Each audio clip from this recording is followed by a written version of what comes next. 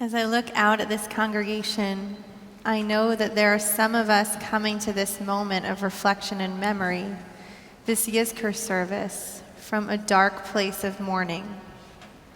Some of us have suffered devastating and unexpected losses this year.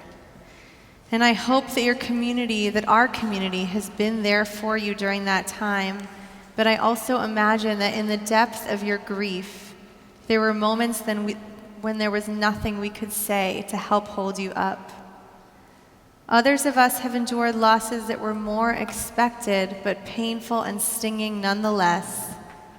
And still others are recalling losses of dear ones from 1 or 2 or 20 years ago. Maybe those memories are complicated and bitter, or maybe they're simple and shining. Whatever the nature of our losses, they shake us. And when we are dazed or upended by a loss, we yearn for comfort and for clarity. We mine our community, our religion, our ritual for something real, concrete, and even sensible that will help us face the senseless. We often want to know why. Why, my beloved? Why, my friend? Why, my child? We're angry at the unfairness of having our dear ones wrenched from us before we were ready. And can we ever really be ready, even when we know it's imminent? We want to believe that these lives had meaning that is vivid and enduring and not negated by their absence. And sometimes our searching leaves us empty-handed. We find time and again that comfort is elusive and that peace can't really be found. In moments like those, all we may want is to be candid about our pain and cry out from our narrow places. At those times, it can feel so comforting to hear reflected back to us our own struggles in their messiness and honesty. There is one biblical character, Ecclesiastes, who does just this. Ecclesiastes wrestles with this same anguish and these same questions about the point of it all.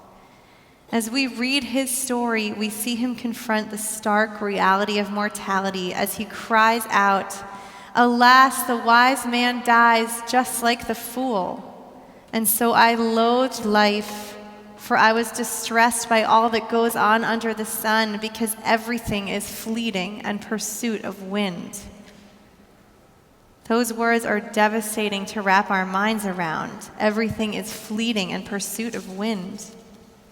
We can't catch the wind or hold on to it. We can't grip the people we love and refuse to let them go. When we are in the chasm of our hurt, Ecclesiastes speaks to us right where we are. But he doesn't leave us there. If we stick with him on his journey, we see him move from bitterness to acceptance as he starts to come to terms with the ephemeral nature of existence. And even more than accepting it, he embraces the powerful link between transience and joy. He actually offers an affirmation of life, telling us, "Go, eat your bread in gladness and drink your wine in joy, for your action was long ago approved by God." Sorry to bring up eating and drinking on Yom Kippur. But this is the thing. If we can step out of our grief for a moment, we can see the truth and provocative beauty of this message. We learn that every experience in life will ultimately give way to another contrasting experience. For every moment of weeping, there will be a moment of rejoicing. For every fast, there will be another meal. The most famous words Ecclesiastes gave us encapsulates this. To everything there is a season, and a time for every purpose under heaven. We may be aching as we remember the people we've lost, and that's essential. It means that we were authentically connected to those loved ones while they were here. We may have behaved imperfectly, we may have regrets, but the very fact of our grieving means that their lives meant something to us. And someday, when we are ready, that grief may turn to reflection and appreciation for all the gifts they left us.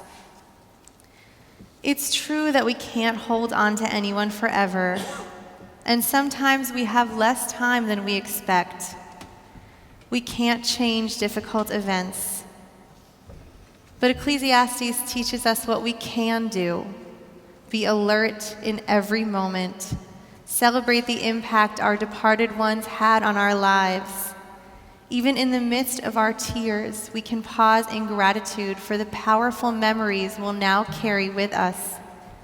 Those memories are indelible and untouchable.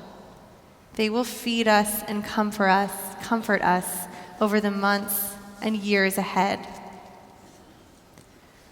When you are in the tunnel of your mourning, I hope you hear the voice of Ecclesiastes, questioning and hopeless, and know that you have company. Our tradition sees you, and our community stands beside you.